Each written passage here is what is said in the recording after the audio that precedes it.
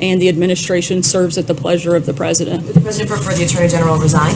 I believe I've answered that question. It's a little bit of a slightly different nuance, so that's all I'm asking. You say he has confidence in him. Does that mean he does not want him to resign? I think you know this president well enough to know that if he wanted somebody to take an action, he would make that quite clear. But clearly there's a difference of opinion here, because the president thinks what the Attorney General did was improper, yet the Attorney General, in accusing himself last spring, believes that he was taking the appropriate action given the potential conflict of interest in him leading the Russia investigation. So how do you explain that split? As I said, the president's disappointed in the decision, and I think he's spoken about his feelings on this quite clearly. Matthew. Thanks, Sarah. Question about health care. The president's repeatedly said that 21-year-olds can pay $12 a year for health insurance under the Republican plan. He said it again yesterday to the New York Times. What does he mean by that? Is the White House aware of a health insurance plan that charges only $12 per year? And if not, why does the president keep making that claim? I'll have to check on the specifics. Can you get back to me on that? Because Sure. the CBO estimates that it would be about $1,100 a year, even for the lowest income 21-year-olds. Okay, I'll check on that. The president said that if Robert Mueller were to look at his finances or the family finances, it would constitute a red line. How is that not a threat to the special counsel? I think that the president, the point he's trying to make is that the clear purpose of the Russia investigation is to review Russia's meddling in the election, and that should be the focus of the investigation, nothing beyond that. That should not be viewed as a threat, as a warning to what the special counsel should or should not be looking at as it relates to the president's and his family's finances? The president's making clear that the special counsel should not move outside of the scope of the investigation. Sarah?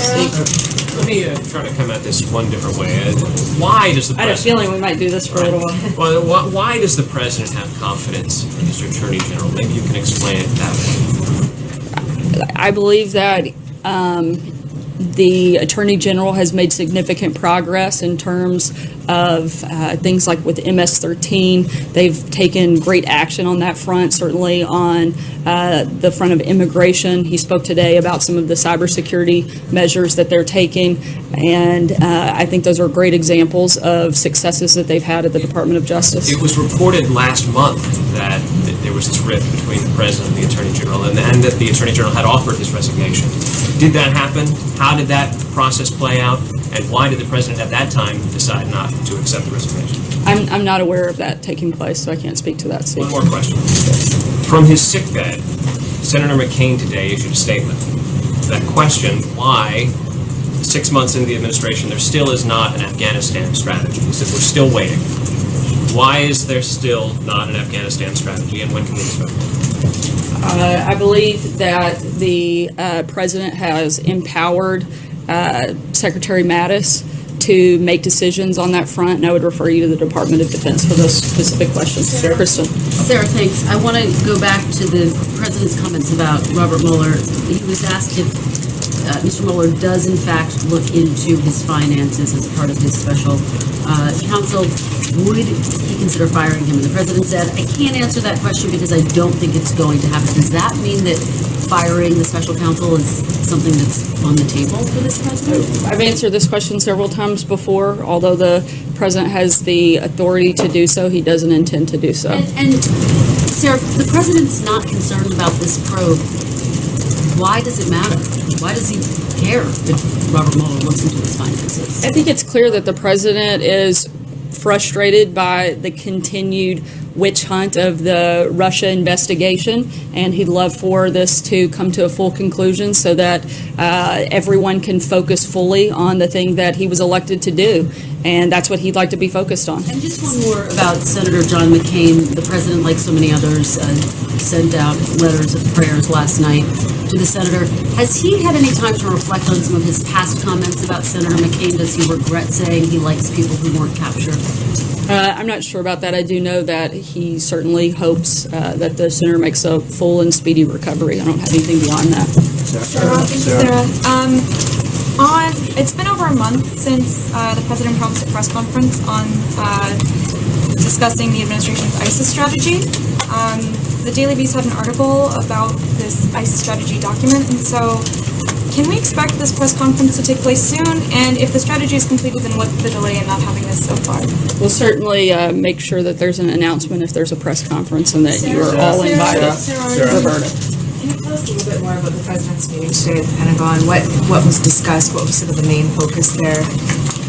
Sure. Obviously, it's important for the president to have continued conversations and dialogue. The president met with key members of his cabinet and national security team, including the chairman of the Joint Chiefs of Staff, primarily to discuss challenges and opportunities. They discussed how to integrate U.S. actions around the world to promote American prosperity, enhance American security, and extend American influence. So was it a certain part of the world or all parts of the world? It was a broad discussion. Did North Korea come up? I'm not going to get into the specifics of detailed conversation. A finer point on Mueller.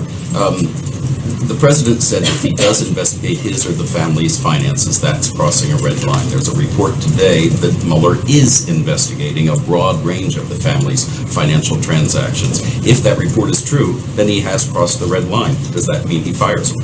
Again, as I said earlier, the president has no intention to do so at this Even time. if he crosses the red line, so the red line doesn't mean anything. That's not what I said. I don't believe everything I read in the paper. We'll have to see as we get more details on that. But he said that. It's on audio. He said that's crossing a red line. That's not something you read in the paper. You can I'm listen talking to the about audio. the investigation looking into the But if finances. it's The true, president's been does he clear have to fire him? many Because he said times that's crossing before a that he red line. has no financial dealings whatsoever with Russia. The point the president's making is that the investigation should stay within the confines of